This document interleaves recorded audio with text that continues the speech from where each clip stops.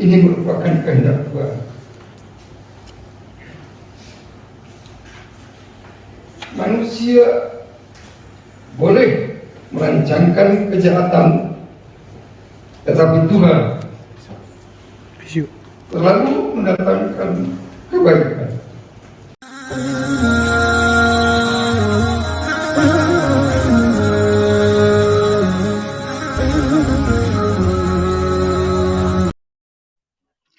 Assalamualaikum warahmatullahi wabarakatuh. Berjumpa lagi dengan saya, Dr. Akal ya. Walaupun avatar saya berubah-berubah dan tidak ada nama di sini, saya rasa teman-teman tanda dengan suara saya. Karena sampai hari ini belum ada yang mirip ya suaranya dengan saya, sehingga harusnya bisa dikenali. Ya, selamat apa nih ya? Selamat siang lah ya. Assalamualaikum buat Gus Andi. Waalaikumsalam warahmatullahi wabarakatuh, Bang Jul. Oke ya, di sini kita akan membahas tentang sidang pledoi yang terjadi kemarin. Ya, sidang pledoi tanggal 10 Maret kemarin, di mana pledoi tersebut adalah pembelaan, ya, pembelaan atau sanggahan yang dilakukan oleh tim kuasa hukum KC terhadap tuntutan yang dilayangkan oleh jaksa. Dan di sini terjadi hal yang di luar dugaan. Ya, hal yang di luar dugaan di mana KC meminta maaf. Dia bahkan mempersiapkan tulisannya. Ya, dia udah duluan tulis dulu kira-kira dia mau ngomong apa, ya, bagaimana dia minta maaf. Saya nggak tahu apakah tulisan tersebut sepengetahuan tim kuasa hukum KC atau tidak. Atau memang itu inisiatifnya KC sendiri saat dia di penjara, dia renungkan, dan dia mungkin tahu bahwa ini adalah kesempatan terakhir dia.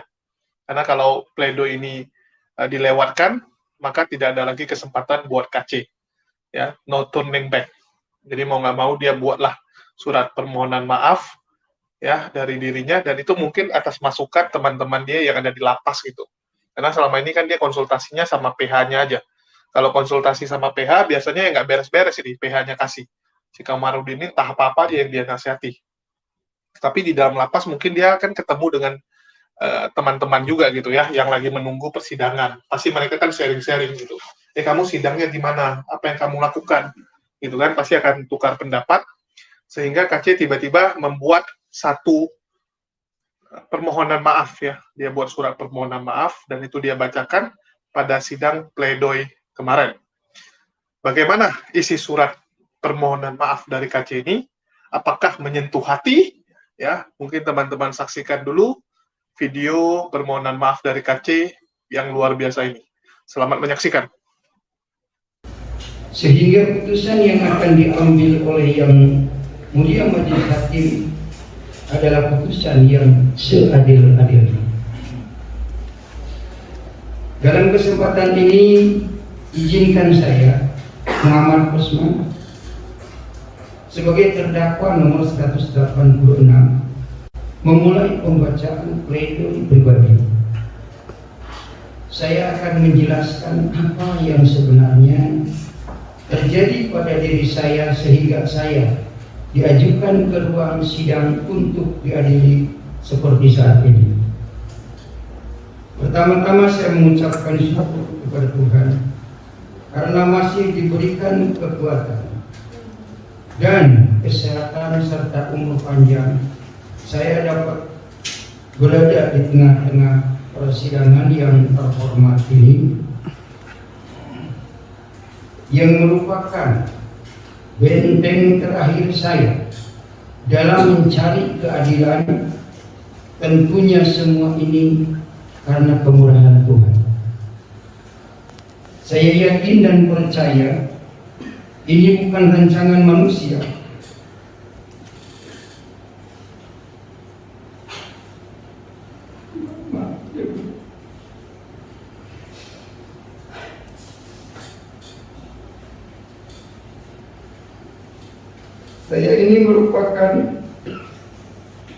Saya imani ini merupakan kehendak Tuhan. Manusia boleh merancangkan kejahatan, tetapi Tuhan selalu mendatangkan kebaikan. sebagaimana firman Tuhan melalui Yusuf yang tertulis di dalam kitab Kejadian 50 ayat 20. Demikian bunyinya. Memang kamu telah mereka-rekakan yang jahat terhadap aku, tetapi Allah telah mereka-rekakannya untuk kebaikan, dengan maksud melakukan seperti yang terjadi sekarang ini, yakni melihara hidup suatu bangsa yang besar. Yang mulia Majelis Hakim Pengadilan Negeri Ciamis, dalam perkara nomor 186 ini, saya sama sekali tidak bermaksud, apalagi berniat jahat, membuat keonaran atau membuat berita-berita bohong seperti yang dituduhkan oleh saudara jaksa penuntut umum kepada saya. Karena ada apa yang saya sampaikan di video-video, ada bukunya dan ada ayatnya. Saya hanya membaca ayat dan terjemahannya dari Kementerian Agama Republik Indonesia. Dalam video yang saya sampaikan, hanya berusaha untuk menjawab tuduhan-tuduhan yang seringkali melecehkan keimanan saya yang baru, yang dilakukan oleh oknum para tokoh agama Islam. Kalau saya menyampaikan kebenaran yang saya ketahui selama itu, dan saya sebagai pengikut Yesus Kristus hanya berusaha untuk menjadi garam, sebagaimana firman Tuhan Matius 5 ayat 13. Kamu adalah garam dunia. Jika garam itu menjadi tawar, dengan apakah ia diasinkan? Tidak ada lagi gunanya selain dibuang dan diinjak orang. Saya mengimani ayat ini merupakan firman Tuhan Yesus Kristus, supaya kita saling menguatkan dalam iman kepada Yesus Kristus. Yang mulia Majelis Hakim, oleh karena itulah saya harus menyampaikan kebenaran yang saya yakini dan imani, walaupun itu pahit dan membuat saya harus duduk di kursi kesakitan untuk diadili seperti saat ini. Yang mulia Majelis Hakim, perlu diketahui kenapa saya menyinggung keyakinan yang sebelumnya dalam pelayanan penginjilan saya.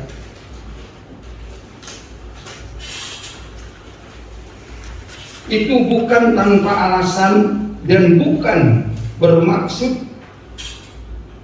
menjelek-jelekan agama, tapi saya hanya berusaha menjawab tuduhan-tuduhan yang sering dilontarkan oleh beberapa tokoh agama Islam dan para mualaf. Kesannya mereka benci sekali akan perbedaan. Saya sebagai pengikut Tuhan Yesus Kristus mempertahankan iman yang sering kali dilecehkan. Mereka bicara tanpa dalil yang jelas menurut saya. Seperti contoh yang dilakukan oleh seorang pendakwah seperti Bapak Abdul Somad yang mengatakan di salib itu ada jin kafir, sambil memanggil haleluya haleluya, dan Yaya Waloni yang mengatakan bahwa Alkitab itu palsu. Atas perkataan bohong yang mereka sampaikan dalam ceramahnya di media sosial.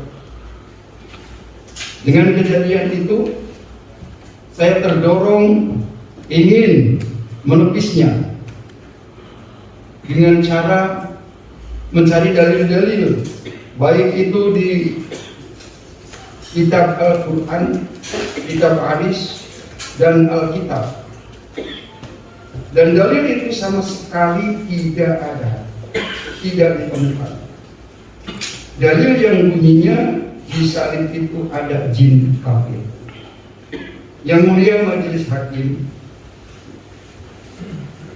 dengan penuh kesadaran dan kerendahan hati, saya sebagai insan yang tidak luput dari salah dan dosa hanya bisa berkata, mohon maaf apabila pernyataan dalam video-video yang saya unggah di YouTube menyinggung dan melukai hati dan perasaan saudara-saudara saya, khususnya umat Islam dimanapun. Saya tidak bermaksud dan tidak ada niat untuk menistakan dan mengolok-olok agama Islam dan masyarakat Muslim, dan atau menyiarkan berita bohong. Dalam video-video itu, saya hanya menjalankan amanat agung sebagaimana tugas saya sebagai penginjil. Saya melaksanakan firman Tuhan Matius 28 ayat 19 sampai 20. Saya menjalankan firman Tuhan, amanat agung Tuhan Yesus, semata-mata karena Tuhan. Di dalam video-video itu, saya berapologet dan mengajak para penonton untuk berdiskusi dalam menjalankan amanat agung. Ini tugas saya sebagai penginjil. Dan biarlah hukuman yang akan dijatuhkan kepada saya menjadi pembelajaran yang berharga dan menyadarkan saya, serta menjadi sarana yang baik untuk hidup saya ke depannya, agar bisa menjadi pribadi yang lebih baik dan lebih bijak dalam berkata-kata. Biarlah keyakinan saya menjadi urusan saya dengan Tuhan. Saya harus mempertanggungjawabkan perbuatan yang saya lakukan. Yang mulia majelis hakim, harus saya sampaikan kepada yang mulia majelis hakim bahwa sebagai warga negara Republik Indonesia yang baik juga harus memiliki dan diberikan hak-hak serta perlakuan yang sama di muka hukum, sebagaimana diamanatkan dalam Pancasila, Undang-Undang Dasar 1945, untuk melindungi setiap warga negaranya. Hal tersebut seakan hanya sebuah slogan di mana dari awal penangkapan diri saya, hak saya sebagai rakyat Indonesia merasakan sudah dihempas dan dikebiri. Dari mulai saya tidak diberikan akses menghubungi penasihat hukum sebelum dilakukan pemeriksaan oleh penyidik Seberpol, dan saya tidak dibolehkan ketemu keluarga saya diisukan terkena COVID-19. Sebelum Polri memasukkan itu untuk mencegah, mengisukan itu untuk mencegah keluarga saya bertemu dengan saya saat ini. Faktanya, saya telah dianiaya, saya mengalami penyiksaan, penganiayaan dan pengeroyokan oleh sejumlah orang.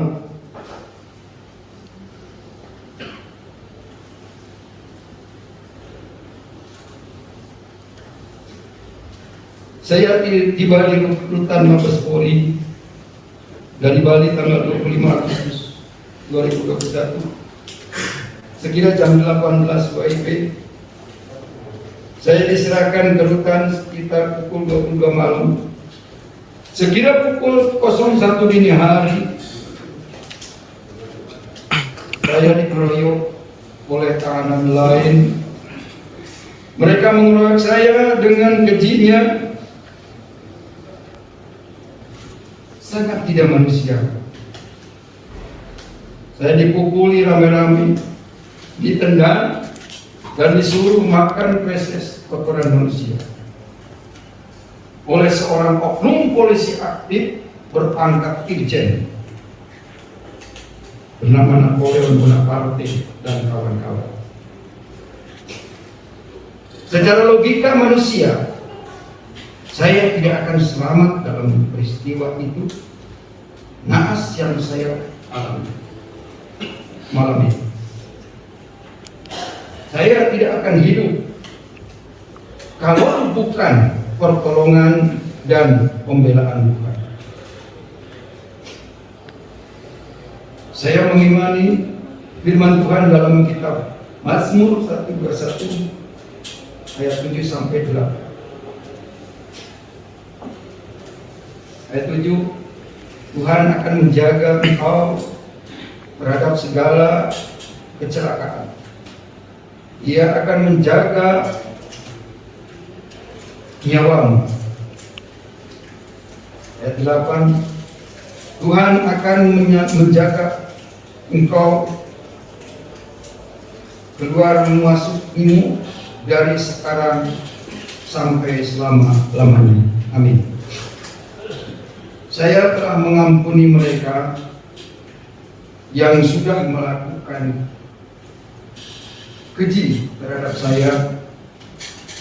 Biarlah itu menjadi urusan mereka dengan Tuhannya. Saya tidak ada hak untuk benci kepada mereka. Yang mulia Majelis Hakim, walaupun di dalam tuntutan yang terhormat jaksa penuntut umum sama sekali tidak mempertimbangkan hal-hal yang meringankan dalam menurut saya, seperti sakit penyakit, gula darah yang tinggi hingga membuat saya pingsan di depan persidangan. Belum lagi sekarang saya mengidap penyakit batu ginjal akibat mungkin terlalu banyak obat yang kini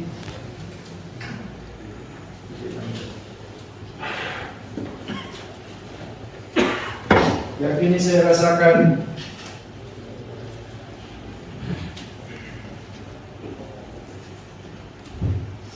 Saya belum pernah dipidana.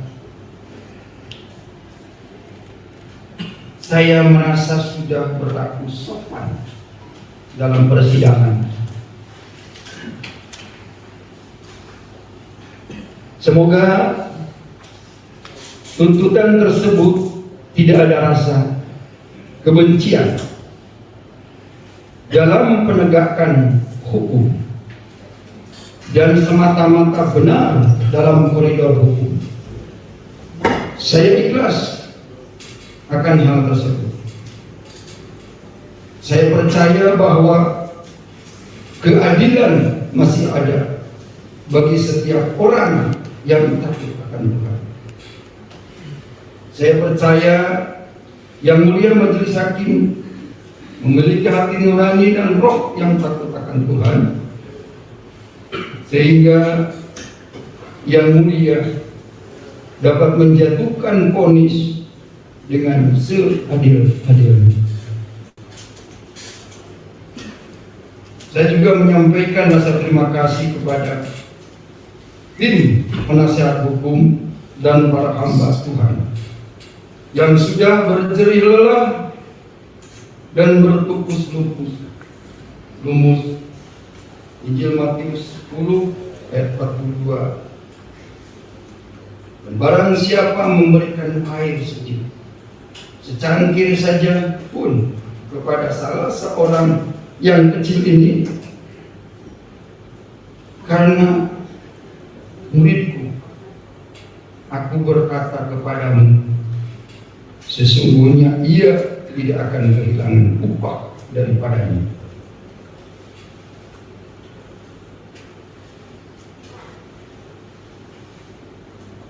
Dan saya juga sampaikan rasa terima kasih kepada istri tercinta dan anak-anak yang selalu mendampingi dengan segala kesabarannya dan keikhlasanmu. Engkaulah harta yang berharga yang saya miliki. Amsal 31 ayat 10-11. Istri yang cakap, siapakah akan mendapatkannya? Ia lebih berharga daripada permata.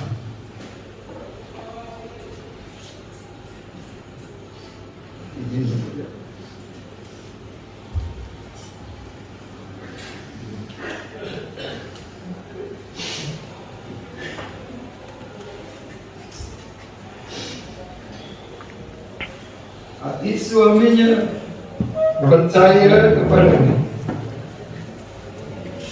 Suaminya tidak akan kekurangan keuntungan. Engkau lebih berharga dari semua harta di dunia ini. Biarlah apa yang sudah dilakukan kita kembalikan dengan hormat dan kemuliaan kepada Tuhan kita Yesus Kristus. Dan buat kita adalah Matius 5 ayat 7-8. Demikian firman Tuhan. Berbahagialah orang yang murah hatinya, karena mereka akan beroleh kemurahan. Ayat 8.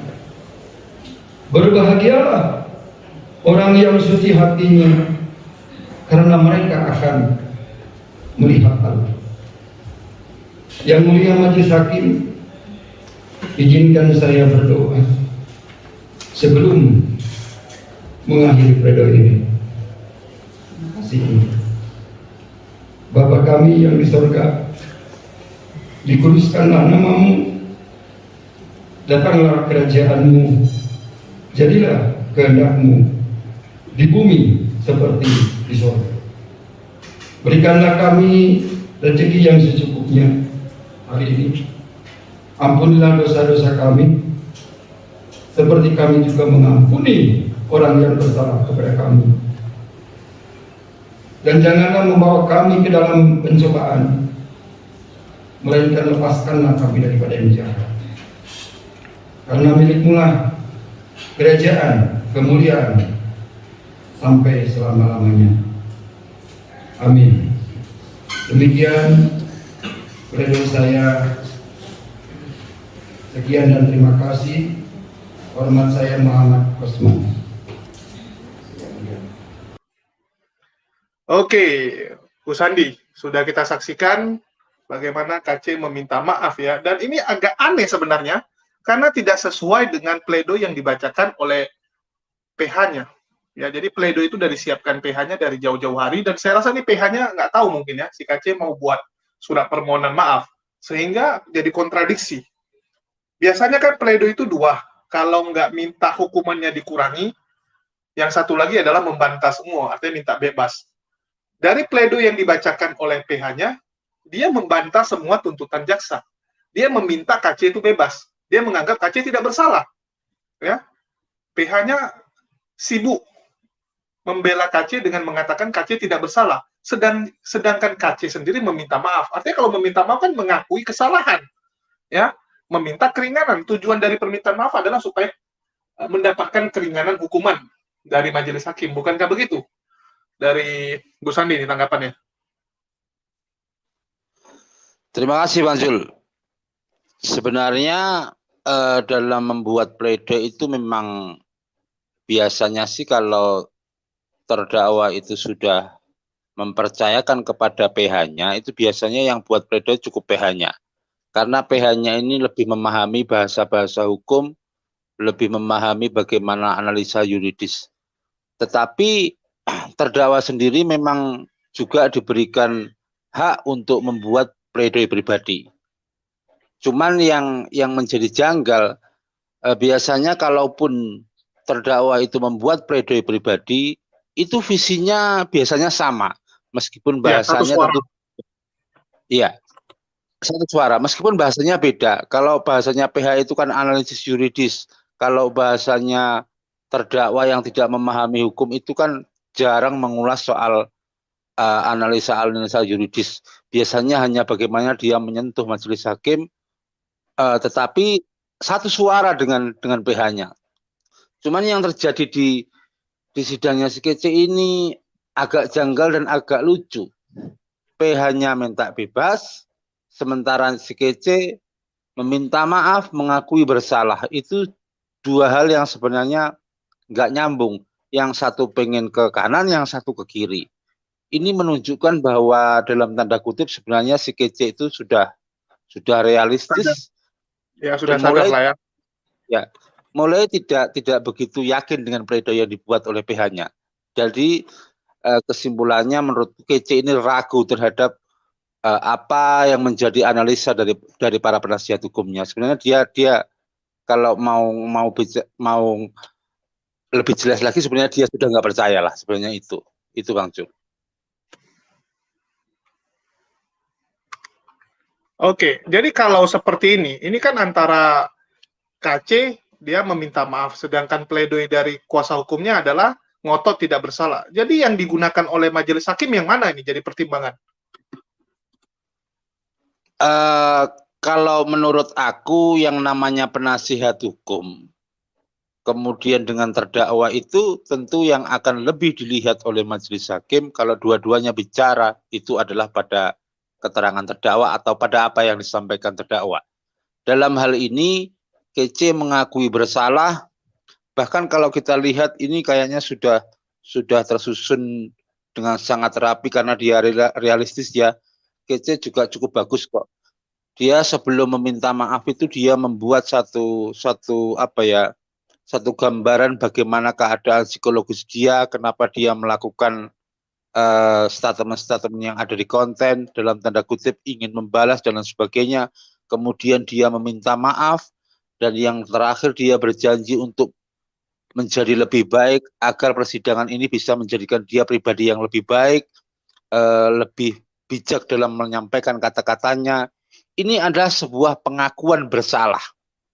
Pengakuan bersalah yang tentu akan memperkuat bukti-bukti yang sudah disampaikan oleh JPU. Dengan seperti ini sudah hampir 100% lah si Kece ini pasti divonis. Jadi apapun yang disampaikan oleh penasihat hukum si Kece ini tentu akan dikesampingkan. Karena si Kece-nya itu sudah menyadari, meminta maaf, mengakui bersalah, kemudian juga dia berjanji menjadi pribadi yang lebih baik. Ini sebenarnya bukan di luar dugaan.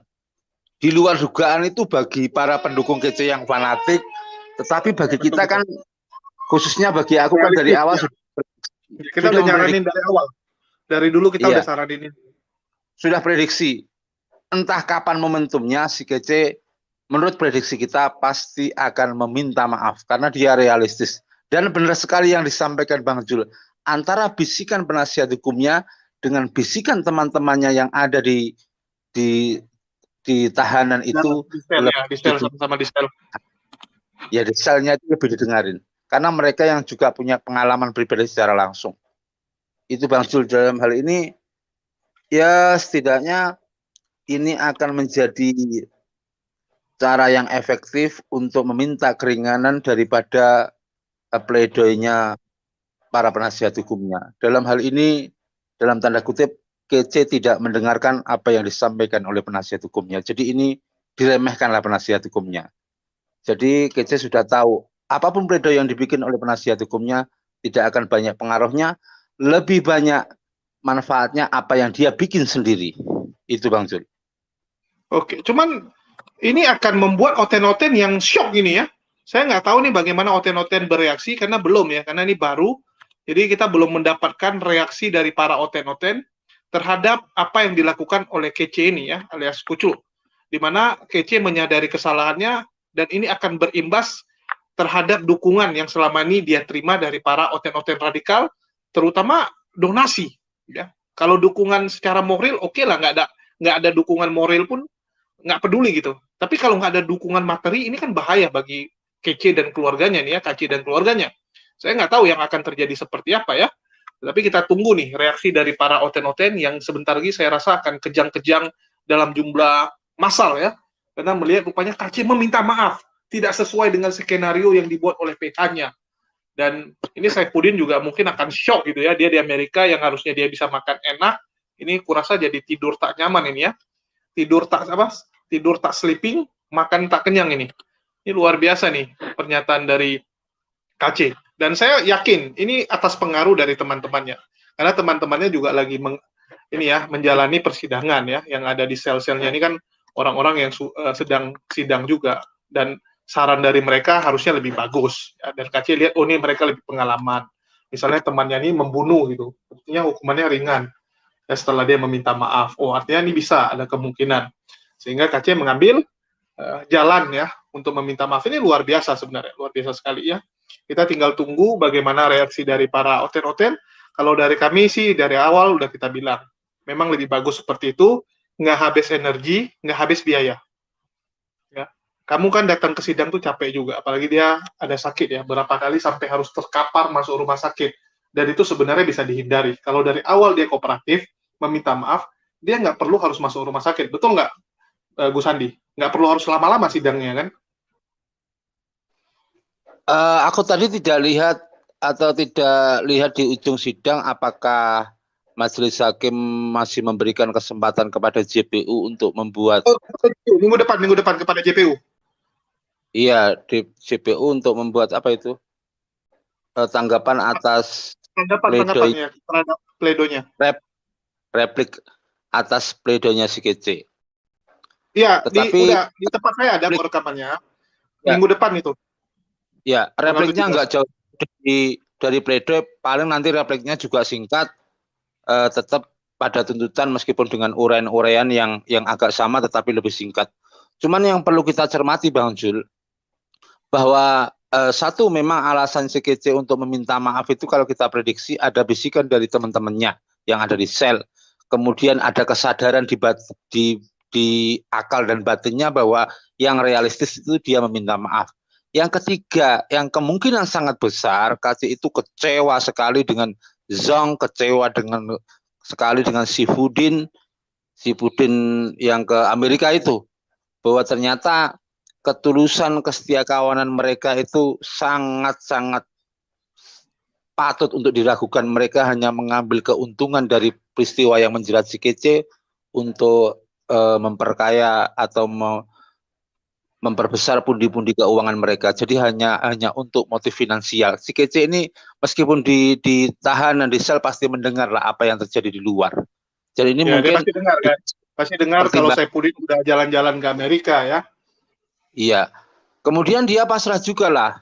Kalau menurut aku orang-orang yang kemudian berdonasi hanya karena si KC tidak mau minta maaf terus melakukan tetap pada pendiriannya bahwa dia tidak bersalah, itu mungkin akan kehilangan simpatinya. Tetapi aku yakin ada belahan-belahan umat Kristen yang lainnya justru bersyukur dengan KC meminta maaf karena ini akan meredakan situasi. Jadi tentu ada dua pihak. Yang tadinya suka mendukung gayanya si KC yang frontal seperti itu, mungkin tidak simpati, tetapi dia akan mendapat simpati baru dari Kristen-Kristen yang lebih waras. Itu Bang Jun. Oke, ya kita nggak pungkiri masih ada oten yang waras ya, walaupun di dunia debat ini otennya lebih banyak, mungkin 80% itu yang nggak waras, yang radikal. Yang kalau yang waras-waras itu yang dengar khotbah pendeta yang benar gitu, bukan yang ada di dunia debat. Kalau oten dunia debat memang ada radikal, tapi ada 20%-nya, dan kita harap 20% itu bisa menular ya, bisa mencari gitu kawan-kawannya yang masih waras untuk mendukung kaki. Artinya memang pasarnya itu akan beda. Target marketnya, pendukungnya akan beda. Kita harap nanti yang terbaik lah. Kalau kamu dari awal meminta maaf, ya kita malah senang. Malah kalau KC itu dulu ya, kalau dia mencari saya akan dukung. Jujur, gitu. Kalau KC itu minta maaf, gitu kan. Secara pribadi kita memang nggak suka dengan fitnahan dia. Tapi jujur, dari awal saya katakan, saya nggak mendapatkan tendensi kebencian dari KC. Beda sama Saifuddin, beda sama Emen, Tamparagi. Ya. Saya bisa merasakan tendensi kebencian dendam itu besar sekali. Kalau dari kecil saya lihatnya memang murni nyari duit. Dia tuh murni nyari duit, bukan ada kebencian kepada Islam. Jadi kalau dia dari awal baik-baik gitu kan, dia ngomongin minta maaf, minta tolong gitu, saya malah dengan senang hati mungkin akan tolong dia gitu. Kalau dia minta tolong sama saya mungkin akan tolong dia. Ya saya carikan pengacara, ya saya coba bantuin gitu. Malah mungkin Bu Sandi ya kita kontak juga untuk membantu Cacing. Minimal kalau dia minta maaf ya udah jalanilah hukuman kamu gitu kan secara sportif. Ini kan jadi terlalu jadi molor gitu. Gara-gara usaha-usahanya nggak perlu, yang ujung-ujungnya malah tambah memberatkan dia. Kasihan sih saya lihat kakinya. Dia ini korban dari Saifuddin, Rizuli Lubis, dan oten radikal lainnya. Dia memang benar-benar korban dan dia telat misalnya. Ya, telah menyadari bahwa dia itu korban. Dan ini setelah si Saifuddin keluar negeri, dia melihat, ternyata semua orang akan meninggalkan dia. Yang tersisa cuma Rizuli Lubis, itu pun karena masih ada konten dari persidangan. Kalau nggak ada konten lagi, nggak ada keuntungan lagi pun, bye-bye gitu kan, semua bye-bye. Ujung-ujungnya cuma dia dan keluarga. Kita harus sadari gitu. Apapun ceritanya yang saat kita jatuh, yang pasangan kita yang masih ada, anak-anak kita yang ada gitu kan, orang lain ya, siapa gitu, orang luar semua gitu. Apa yang mau kamu harapkan? Jadi baguslah si kecil ini bisa menyesal sambil meminta maaf, dan kita harapkan semoga benar gitu. Bukan hanya lip service ya, bukan hanya ngomongan kalau dia minta maaf, dia ingin bertobat, tapi benaran bertobat gitu. Jangan kayak Saifuddin, dimasuk penjara pun keluarnya bukan tambah baik, bukannya bertobat, malah tambah brutal. Semoga Saifuddin bisa jadi contoh buat Kacing, apalagi kalau Saifuddin nanti kena tangkap lagi ya. Kalau dia sempat kena tangkap lagi, mungkin itu jadi pelajaran juga buat Kacing. Nggak ada gunanya kalau kamu keluar, kamu menghujat lagi. Nanti kamu senasib lagi sama si Saifuddin ya. Biar itu jadi contoh lah. Saya itu aja dari Bu Sandi nih. Lihatnya gimana? Minggu depan apa yang akan terjadi? Harusnya nggak ada yang spesial ya. Enggak, kalau minggu depan ya repliknya jaksa ya tetap pada tuntutan. Terus kembali kepada permintaan maaf si Kece, ya tentu aku pribadi sebagai bagian dari umat Islam itu memaafkanlah, karena dakwah yang paling efektif dari Rasulullah itu ketika beliau menunjukkan kebesaran hatinya, memberikan maaf kepada orang yang mendoliminya, itu sangat efektif untuk menarik atau menjadikan seorang itu tertarik pada ajaran agama Islam. Yang kedua, ini menjadi pelajaran bahwa seorang penasihat hukum itu harus lebih mementingkan kepentingan dari terdakwa atau kliennya daripada suara-suara publik. Karena yang namanya penasehat itu harus bisa mengukur mana yang lebih baik bagi kliennya, mana yang hanya untuk kepentingan egoisme pribadi, kemudian untuk hanya menyenangkan para simpatisannya saja. Jadi penasehat itu jangan nurutin maunya terdakwa. Karena kita sebagai penasehat harus memberikan alternatif bahwa nanti kalau begini hasilnya begini, kalau begini hasilnya begini, itu tugas dari penasihat. Dia harus mampu memberikan satu advice yang kira-kira menjadi akan memberikan hasil yang lebih baik. Ya. Kemudian ini juga cara efektif IKC untuk menghindari konfrontasi yang lebih besar, sambutan dari para napi yang dimana nanti dia ditempatkan itu, dengan ada permintaan seperti ini akan sedikit meredakan tensi Bang Jul. Ya, Ya, betul juga moga ya. Meredakan tensi dari para napi-napi yang sudah menunggu dia ya. Mungkin di dalam di beda dalam lah. sel pun napi-napi ini udah pada ini lagi belajar salam dari Binjai tuh ya, lagi mukul-mukul pohon pisang sambil nunggu kapan kaki masuk ya, kapan kaki masuk. Lagi sambil angkat-angkat besi mereka, angkat-angkat barbel biar kuat. Tapi di sini mungkin saya mau ini Bang, mau sanggah Gus Andi ya. Sorry ya, mungkin agak kurang cocok. Soalnya kliennya itu bukannya KC, Pak. Klien dari pengacaranya adalah Saipudin. Yang bayar Saipudin, bukan si KC. Jadi ya mau nggak mau yang didengarin si Saipudin, bukan si KC. Mau gimana lagi? Namanya yang bayar bukan si KC. Ya, namanya PH itu kan mengikuti siapa yang bayar. Yang bayar Saipudin ya didengarlah omongan Saipudin. Ya, KC ini kan bukan siapa-siapa, dia nggak bayar gitu. Ngapain didengarin? Namanya jasa, harap maklum juga. Betul nggak, Bu Sandi? Ya kita nggak tahu juga lah. Yang jelas yang tanda sering loh kasusnya gini ya. Misalnya Gus Sandi belain seseorang nih. Ya, misalnya ada kantor ada bermasalah dengan hukum. Terus karyawannya nih yang jadi tersangka sekarang atau lagi jadi pesakitan gitu. Tapi yang bayarin dari kantor. Ya kantor yang bayar. Direktur yang instruksi Gus Sandi atau karyawannya yang instruksi? Kan kita nerima kuasa itu dari terdakwa, bukan dari orang lain gitulah. Ya nggak tahu juga sih pertimbangannya untuk tetap ngeyel meminta bebas. Karena begini Bang Jul, seseorang itu kalau sudah ditahan, apalagi dalam waktu yang lama, itu kemungkinan untuk bisa bebas itu sangat-sangat kecil. Karena kalau bebas itu akan ada semacam konsekuensi balik bagi yang menahan. Pertanggungjawaban lama penahanan itu. Jadi sangat-sangat susah lah untuk berharap itu bisa dibebaskan karena sudah ditahan dalam waktu yang sangat lama. Kalau dibebaskan yang akan diserang balik itu penyidik dan penuntut. Ya. Iya, penyidik dan penuntut. Penyidik akan diserang itu. Saja lah sebenarnya lebih cerdas Ustadz Ayawaloni lah. Tanpa PH mengakui bersalah, efektif kan sidang nggak berbelit-belit, segera selesai. Ingat, ya, cuman dari sisi konten para pendukungnya ya tentu nggak seefektif punyanya si Kece. Ini kan sukses untuk membesarkan konten-konten orang lain ini si Kece ini. Betul. Saya juga diuntungkan. Ya, saya langsung to the point bilang saya juga diuntungkan dengan KC masuk penjara ya. Saya jadi dapat konten. Itulah saya bilang kalau KC benar-benar minta tolong, ya pasti saya ladeni. Apalagi KC itu termasuk salah satu badut yang menghibur ya di channel saya, dan nggak bisa saya pungkiri KC itu berkontribusi terhadap channel HMC. Tanpa KC, ya HMC nggak bisa besar. Jadi kita harus ingat jasa juga gitu. Tapi kan Bang Jul kan konsisten atau jujur atau fair bahwa meliput ini memang sebagai bagian dari kontennya.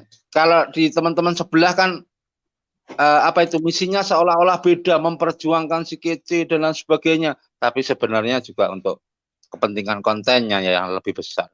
Itu kan berbeda sih semangatnya Bang Jul.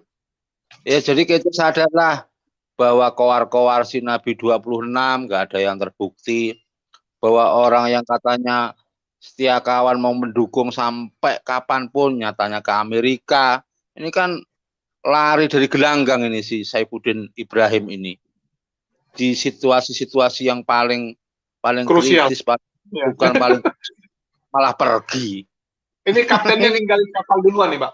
Kalau ibaratnya ya kapalnya tenggelam, kaptennya udah duluan kabur. Kece mangkal banget ini kayaknya.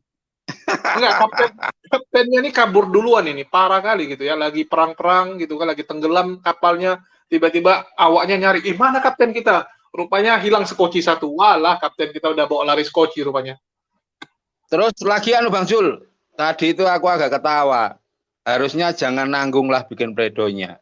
Di pledoi itu kan seolah-olah untuk bisa bebas atau ringan itu kan PH-nya itu menjadikan si Kece itu menilai si Kece sebagai orang yang sangat bodoh sehingga mengeluarkan konten-konten seperti itu. Itu kan nanggung.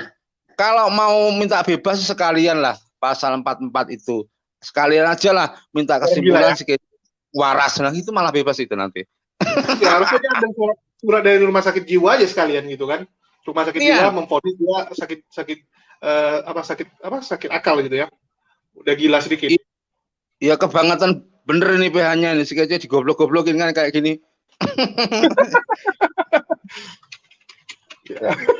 Ya namanya requestan mau coba lagi. Kesimpulannya, tebakan dari kita, prediksi kita lebih tepat daripada prediksi mereka bahwa si kece akan mikul salib sampai titik darah penghabisan. Ternyata nyerah juga Bang Jul. Itu aja Bang Jul, tapi ini bagus untuk Indonesia, jadi orang yang Untuk edukasi yang, ya, biar jadi contoh nih. Iyalah, setidaknya ada apresiasi sedikit buat si kece yang sudah menyadari kesalahannya, meminta maaf pada umat Islam. Setidaknya semoga meredakan tensi dan lebih bisa berkontribusi untuk menjaga kesatuan NKRI. Itu aja Bang Jul dariku. Terima kasih. Dari kita nih yang harus gerak juga ini ya, karena apapun cerita kan kita yang punya channel ini lumayan lah ya, lumayan berpengaruh gitu ya. Kita bisa berkontribusi meringankan si KC supaya jangan terlalu banyak kena salam dari Binjai di dalam lapas gitu ya. Jadi bagi teman-teman yang punya kenalan nanti yang satu lapas dengan si KC, kalau bisa tolong diingatkan gitu, jangan terlalu diapa-apain gitu kan, kasihan. Karena apapun cerita kan ini banyak juga nih penonton kita, penonton dari channel Muslim gitu.